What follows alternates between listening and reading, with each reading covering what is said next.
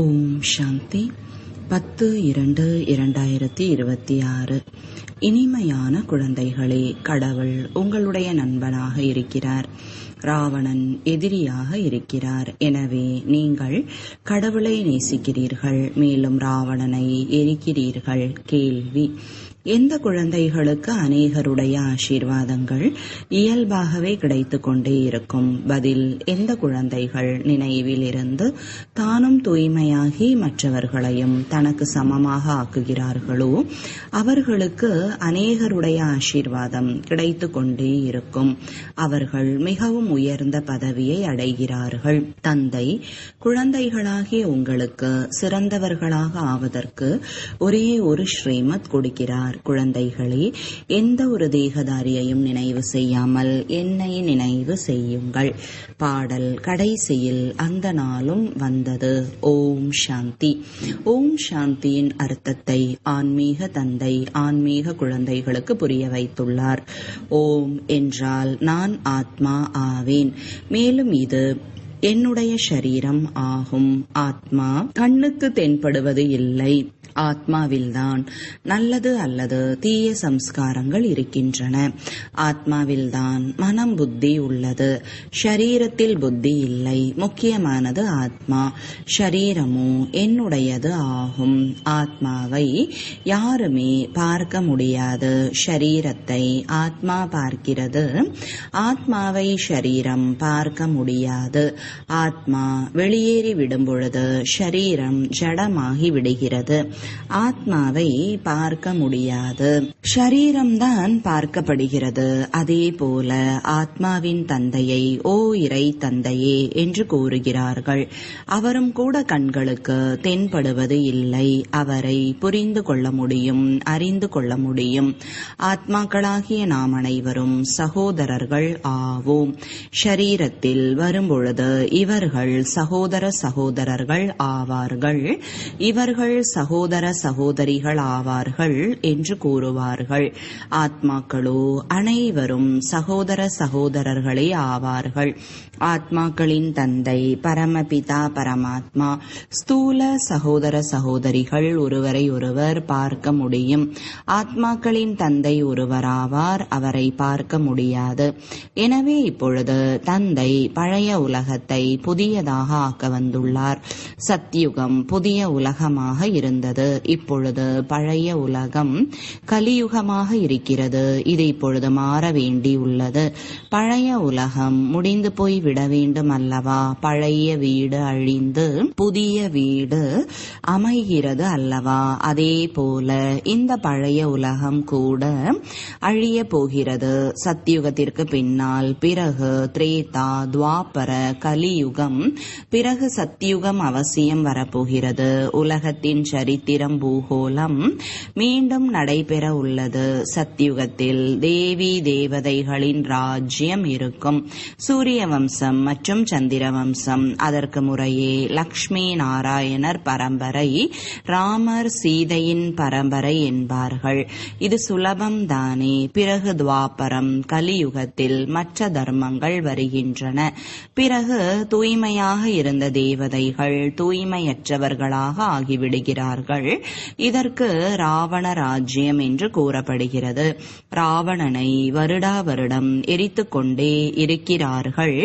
ஆனால் எரிந்து போவதே இல்லை. மீண்டும் மீண்டும் எரித்து கொண்டே இருக்கிறார்கள். இவன் அனைவரையும் விட பெரிய எதிரி. எனவே ராவணனை எரிப்பதற்கான வழக்கம் உள்ளது. பாரதத்தின் முதல் எதிரி யார்? பின்னர் முதல் நண்பர் யார்? எப்பொழுதும் சுகம் அளிக்கும் இறைவன் ஆவார். இறை நண்பன் என்று கூறுகிறார்கள் அல்லவா? இது பற்றி ஒரு கதை கூட உள்ளது. இறை நண்பன் ஆவார். ராவணன் எதிரி ஆவார். நண்பனாக இருக்கும் இறைவனை ஒரு பொழுதும் எரிக்க மாட்டார்கள். ராவணன் எதிரி ஆவார். எனவே 10 தலை உடைய ராவணனை உருவாக்கி வருடா வருடம் இருக்கின்றார்கள். காந்தியடிகள் கூட எங்களுக்கு ராமராஜ்யம் வேண்டும் என்று கூறிக்கொண்டிருந்தார். ராமராஜ்யத்தில் சுகம் இருக்கும், ராவண ராஜ்யத்தில் மனதில் துக்கம் இருக்கும். இப்பொழுது இதை யார் புரிய வைக்கிறார்கள்? பதீத பாவன சிவ தந்தை பிரம்மா மூத்த சகோதரர் ஆவார். பாபா எப்பொழுதும் பாப் தாதா என்று கையெழுத்திடுகிறார். பிரஜாபிதா பிரம்மா அனைவருடையவர் ஆகிவிடுகிறார். அவருக்கு ஆதாம் என்று கூறப்படுகிறது. அவருக்கு கிரேட் கிரேட் கிராண்ட் ஃபாதர் என்று கூறப்படுகிறது. மனித சிருஷ்டியின் பிரஜாபிதா பிரம்மா மூலமாக பிராமணர்கள் படைக்கப்படுகிறார்கள். பிறகு பிராமணர்கள் தேவதைகள் ஆகிறார்கள். தேவதைகள் பிறகு சத்திரியர் வைஷ்யர் சூத்ரராக ஆகிவிடுகிறார்கள். இவருக்கு பிரஜாபிதா பிரம்மா என்று கூறப்படுகிறது. மனித சிருஷ்டிக்கு அவரே பெரியவர் ஆவார். பிரஜாபிதா பிரம்மாவிற்கு எவ்வளவு குழந்தைகள் இருக்கிறார்கள்? பாபா பாபா என்று கூறிக்கொண்டே இருக்கிறார்கள். இவர் சாக்கார பாபா ஆவார். சிவ பாபா நிராகார பாபா ஆவார். பிரஜாபிதா பிரம்மா மூலமாக புதிய மனித சிருஷ்டியை படைக்கிறார் என்று பாடப்படுகிறது. இப்பொழுது இது உங்களுடைய பழைய சட்டை. இது தூய்மையற்ற உலகமாக ராவண ராஜ்யமாக உள்ளது. இப்பொழுது ராவணனுடைய அசுர உலகம் முடிந்து போய்விடும். அதற்காக தான் இந்த மகாபாரத யுத்தம் உள்ளது. பிறகு சத்தியுகத்தில் இந்த ராவணன் என்ற எதிரியை யாரும் எரிக்கவே மாட்டார்கள். ராவணன் இருக்கவே மாட்டான். ராவணன் தான் துக்கத்தின் உலகத்தை அமைத்துள்ளான். அப்படியின்றி யாரிடம் அதிகமான பணம் இருக்கிறதோ, பெரிய பெரிய அரண்மனை இருக்கிறதோ, அவர்கள் சொர்க்கத்தில் இருக்கிறார்கள் என்பது அல்ல. ஒருவரிடம் எவ்வளவு கோடி இருந்தாலும் சரி, ஆனால் இவை எல்லாமே மண்ணோடு மண்ணாக போகிறது என்று தந்தை புரிய வைக்கிறார். புதிய உலகத்தில் புது சுரங்கங்கள் வெளிப்படுகின்றன. அதன் மூலம் புதிய உலகத்தில் அரண்மனைகள் ஆகியவை முழுவதும் அமைக்கப்பட்டு விடுகின்றன. இந்த பழைய உலகம் இப்பொழுது முடிய போகிறது. மனிதர்கள் சத்கதியை அடைய பக்தி செய்கிறார்கள். எங்களை தூய்மையாக ஆக்குங்கள், நாம் விகாரி ஆகிவிட்டுள்ளோம். விகாரி என்று தூய்மையற்றவர்களுக்கு கூறப்படுகிறது. சத்தியுகத்தில் இருப்பவர்கள் முழுமையான நிர்விகாரமானவர்கள். அங்கு குழந்தைகள் யோக பலத்தினால் பிறக்கிறார்கள். அங்கு விகாரம் இருப்பதே இல்லை. தேக அபிமானமும் கிடையாது. காமம் கோபம் என்ற 5 விகாரம் இருப்பதே இல்லை. எனவே அங்கு ஒரு பொழுதும் ராவணனை எரிப்பதே இல்லை. இங்கோ ராவண ராஜ்யமாகும். இப்பொழுது நீங்கள் தூய்மையாகுங்கள் என்று தந்தை கூறுகிறார். இந்த தூய்மையற்ற உலகம் முடிய போகிறது. யார் ஸ்ரீமத் படி தூய்மையாக இருக்கிறார்களோ அவர்களே தந்தையின் வழிப்படி நடந்து உலக அரசாட்சியின் ஆஸ்தியை பெறுகிறார்கள். இந்த லக்ஷ்மி நாராயணரின் ராஜ்யம் இருந்ததல்லவா? இப்பொழுது ராவண ராஜ்யம் உள்ளது. அது முடிய போகிறது. சத்யுக ராமராஜ்யம் ஸ்தாபனையாக போகிறது. தில்லி சத்யுகத்தில் ஸ்வர்க்கமாக இருந்தது. தில்லி தான் பீடமாக இருந்தது. ராவண ராஜ்யத்தில் கூட தில்லி தலைநகரமாகும். ராமராஜ்யத்தில் கூட தில்லி தான் தலைநகரமாக இருக்கும். ஆனால் ராமராஜ்யத்தில் வைர வைடூரியங்களின் அரண்மனை இருந்தது. ஏராளமான சுகம் இருந்தது. இப்பொழுது தந்தை கூறுகிறார், நீங்கள் உலக ராஜ்யத்தை இழந்துள்ளீர்கள். நான் மீண்டும் உங்களுக்கு அளிக்கின்றேன். நீங்கள் என்னுடைய வழிப்படி நடங்கள். சிறந்தவர்களாக ஆக வேண்டும் என்றால் என்னை மட்டும் நினைவு செய்யுங்கள். வேறு எந்த தேகதாரியையும் நினைவு செய்யாதீர்கள். தன்னை ஆத்மா என்று உணர்ந்து தந்தையாகிய என்னை நினைவு செய்தீர்கள் என்றால் தமோ பிரதான நிலையிலிருந்து சதோ பிரதானமாக ஆகிவிடுவீர்கள். நீங்கள் என்னிடம் வந்து விடுவீர்கள். எனது கழுத்தின் மாலையாக ஆகி பிறகு விஷ்ணுவின் மாலை ஆகிவிடுவீர்கள். மாலையின் மேலே இருப்பது நான். பிறகு பிரம்மா சரஸ்வதி அவர்கள் சத்யுகத்தின் மகாராஜா மகாராணி ஆகிறார்கள். அவர்களுடையது பிறகு முழு மாலை ஆகும். அவர்கள் பின்னால் வரிசைப்படியாக சிம்மாசனத்தில் அமர்கிறார்கள். கூறுகிறார்கள், நான் இந்த பாரதத்தை இந்த பிரம்மா, சரஸ்வதி மற்றும் பிராமணர்கள் மூலமாக சொர்க்கமாக ஆக்குகிறேன். யார் அதிகமாக உழைக்கிறார்களோ அவர்களுடையதுதான் பிறகு நினைவு சின்னமாக அமைகிறது. அது ருத்ரமாலை ஆகும். மேலும் அது விஷ்ணுவின் மாலை. ருத்ரமாலை ஆத்மாக்களினுடையது, விஷ்ணுவின் மாலை மனிதர்களினுடையது. ஆத்மாக்கள் இருக்கக்கூடிய இடம் நிராகார பரம்தாமம். அதற்கு பிரம்மாண்டம் என்று கூறுகிறார்கள். ஆத்மா ஒன்றும் முட்டை போல இருப்பது கிடையாது. ஆத்மா புள்ளியாக உள்ளது. ஆத்மாக்களாகிய நாம் அனைவரும் இனிமையான இல்லத்தில் இருப்பவர்கள். தந்தையுடன் கூட ஆத்மாக்களாகிய நாம் இருக்கிறோம். அது முக்தி தாமம். மனிதர்கள் முக்தி தாமத்திற்கு செல்ல வேண்டும் என்று விரும்புகிறார்கள்.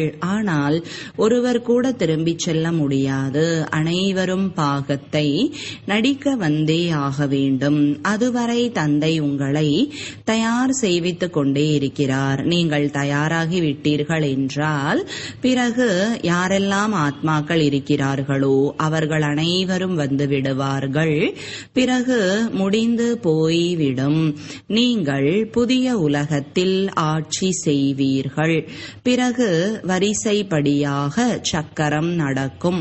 பாடலில் கேட்டீர்கள் அல்லவா, கடைசியில் அந்த நாளும் வந்தது.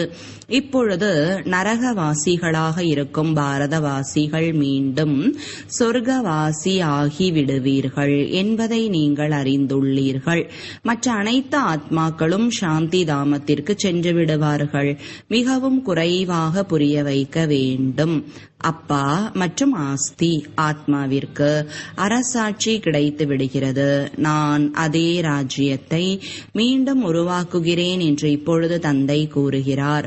நீங்கள் 84 பிறவிகள் அனுபவித்து இப்பொழுது தூய்மையற்றவராக ஆகிவிட்டுள்ளீர்கள். ராவணன் தூய்மையற்றவராக ஆக்கிவிட்டுள்ளான். பிறகு யார் தூய்மையாக ஆக்குகிறார்? இறைவன். அவரை பதீத பாவனர் என்று கூறுகிறார்கள். நீங்கள் எப்படி தூய்மையற்ற நிலையிலிருந்து தூய்மையான நிலையிலிருந்து தூய்மையற்றவர்களாக ஆகிறீர்கள்? அந்த முழு சரித்திரம் பூகோளம் திரும்பவும் நடைபெறும். இந்த விநாசம் இதற்காக தான் இருக்கிறது. பிரம்மாவின் ஆயுள் சாஸ்திரங்களில் 100 வருடங்கள் என்று கூறப்பட்டுள்ளது. இவர் பிரம்மா ஆவார். இவருக்குள் தந்தை அமர்ந்து ஆஸ்தி அளிக்கிறார். அவருடைய சரீரம் கூட விடுபட்டுவிடும். ஆத்மாக்களின் தந்தை ஆத்மாக்களுக்கு புரிய வைக்கிறார். மனிதர்களை தூய்மையாக ஆக்க முடியாது. தேவதைகள் ஒரு பொழுதும் விகாரத்தினால் பிறப்பது இல்லை. அனைவரும் மறுபிறவியை எடுத்துக்கொண்டே வருகிறார்கள் அல்லவா? தந்தை அதிர்ஷ்டத்தை ஏற்படுத்தும் வகையில் எவ்வளவு நல்ல முறையில் புரிய வைக்கிறார். தந்தை முழு மனித குலத்தின் அதிர்ஷ்டத்தை எழுப்புவதற்காக வருகிறார். அனைவரும் தூய்மையற்ற துக்கமுடையவர்களாக இருக்கிறார்கள். ஐயோ ஐயோ என்ற கதறலுடன் அழிவு ஏற்பட்டுவிடும். எனவே தந்தை கூறுகிறார், ஐயோ ஐயோ என்பதற்கு முன்னதாக எல்லையற்ற தந்தையாகிய என்னிடமிருந்த ஆஸ்தியை பெற்றுக் கொள்ளுங்கள்.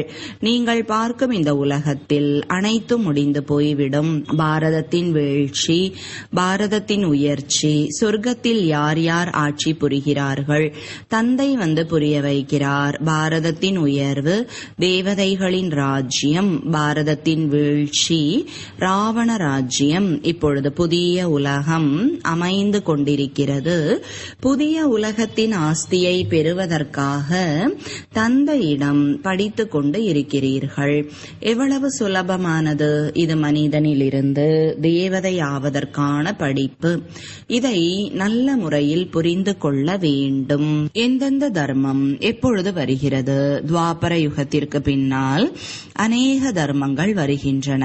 முதலில் சுகத்தை அனுபவிக்கிறார்கள், பிறகு துக்கம். இந்த முழு சக்கரத்தை புத்தியில் பதிய வைக்க வேண்டி உள்ளது. இதன் மூலம் நீங்கள் சக்கரவர்த்தி, மகாராஜா, மகாராணி ஆகிறீர்கள். அப்பா மற்றும் ஆஸ்தியை புரிந்து கொள்ள வேண்டும்.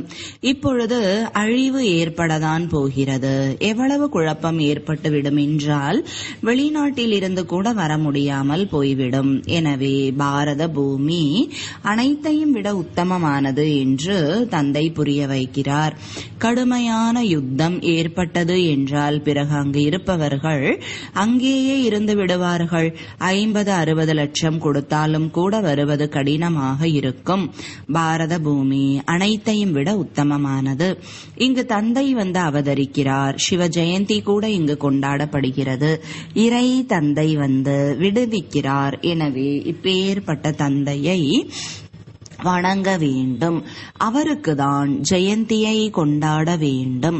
அந்த தந்தை இங்கு பாரதத்தில் வந்து அனைவரையும் தூய்மையாக ஆக்குகிறார். எனவே இது அனைத்தையும் விட பெரிய தீர்த்த ஸ்தலமாக உள்ளது. அனைவரையும் கீழான நிலையிலிருந்து விடுவித்து சத்கதியை அளிக்கிறார். இவ்வாறு நாடகம் அமைக்கப்பட்டுள்ளது. நமது பாபா நமக்கு இந்த சரீரத்தின் மூலமாக இந்த ரகசியத்தை புரிய வைத்துக் கொண்டு இருக்கிறார் என்பதை இப்பொழுது ஆத்மாக்களாகிய நீங்கள் அறிந்துள்ளீர்கள். ஆத்மாக்களாகிய நாம் இந்த சரீரத்தின் மூலமாக கேட்கிறோம். ஆத்ம உணர்வுடையவராக ஆக வேண்டும். தன்னை ஆத்மா என்று உணர்ந்து தந்தையை நினைவு செய்தீர்கள் என்றால் துரு நீங்கிக் கொண்டே போகும். மேலும் நீங்கள் தூய்மையாக ஆகி தந்தையிடம் வந்து விடுவீர்கள். எந்த அளவிற்கு நினைவு செய்வீர்களோ அந்த அளவிற்கு தூய்மையாக ஆவீர்கள். மற்றவர்களையும் தனக்கு சமமாக ஆக்கினீர்கள் என்றால் அநேகரின் ஆசீர்வாதங்கள் கிடைக்கும். உயர்ந்த பதவியை அடைந்து விடுவீர்கள். எனவே ஒரு நொடியில் ஜீவன் முக்தி என்று பாடப்படுகிறது. நல்லது. இனிமையிலும் இனிமையான காணாமல் போய் வெகு காலம் கழித்து கண்டெடுக்கப்பட்ட குழந்தைகளுக்கு தாயும் தந்தையுமான பாப்தாதாவின் அன்பு நினைவுகள் மற்றும் காலை வணக்கங்கள். ஆன்மீக குழந்தைகளுக்கு ஆன்மீக தந்தையின் வணக்கங்கள். ஆன்மீக தந்தைக்கு ஆன்மீக குழந்தைகளின் அன்பு நினைவுகளும் வணக்கங்களும்.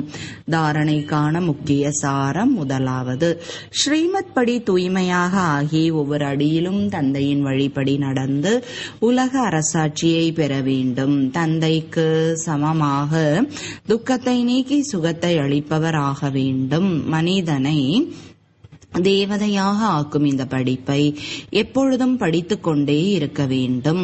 அனைவரையும் தனக்கு சமமாக ஆக்கும் சேவை செய்து ஆசீர்வாதங்களை பெற வேண்டும்.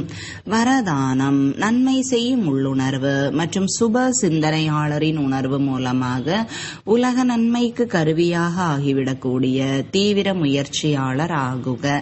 விளக்கம். யார் அனைவரின் மீதும் நன்மையின் உள்ளுணர்வு மற்றும் சுப சிந்தனையாளரின் உணர்வுடன் இருப்பார்களோ அவர்கள் தீவிர முயற்சியாளர். யாராவது திரும்ப திரும்ப வீழ்த்துவதற்கு முயற்சி செய்தாலும் சரி, மனதை நிலை குலையுமாறு செய்தாலும் சரி, தடை ரூபமானாலும் சரி, பிறகு உங்களுக்கு அவர் மீது எப்பொழுதும் சுப சிந்தனையின் ஆடாத உணர்வு இருக்க வேண்டும். விஷயத்தின் காரணமாக உணர்வு மாறிவிடக் கூடாது. ஒவ்வொரு நிலையிலும் உள்ளுணர்வு மற்றும் பாவம் யதார்த்தமானதாக சரியானதாக இருந்தது என்றால் உங்கள் மீது அதன் தாக்கம் ஏற்படாது. பிறகு எந்த ஒரு வீணான விஷயங்களும் கண்களுக்கு புலப்படவே செய்யாது. நேரம் சேமிப்பாகிவிடும். இதுதான் உலக நன்மை செய்பவரின் நிலை. ஸ்லோகன். திருப்தி வாழ்க்கையின் அலங்காரம். எனவே திருப்தியின் மணியாக இருந்து எப்பொழுதும் திருப்தியாக இருங்கள் மற்றும் அனைவரையும் திருப்திப்படுத்துங்கள். அவ்யக்த சமிஞ்சை. ஒற்றுமை மற்றும் நம்பிக்கையின் சிறப்புகள் மூலம் வெற்றி நிரம்பியவராகுக. ஒரு வழி என்றால் ஒற்றுமையின் சூழ்நிலையை அமைத்து வைப்பதற்காக உள்ளடக்கும் சக்தியை கடைபிடியுங்கள். வேற்றுமையை உள்ளடக்குங்கள். ஒவ்வொருவருடைய சிறப்பை பாருங்கள். குறைகளை பார்க்கவே கூடாது. எப்படி நிலா அல்லது சூரியனுக்கு கிரகணம் பிடிக்கும் பொழுது கிரகணத்தை பார்த்தால் கிரகச்சாரம் ஏற்பட்டுவிடும் என்று கூறுகிறார்கள். எனவே பிறருடைய குறை கூட கிரகணம். அதை ஒரு பொழுதும் பார்க்காதீர்கள். ஓம் சாந்தி.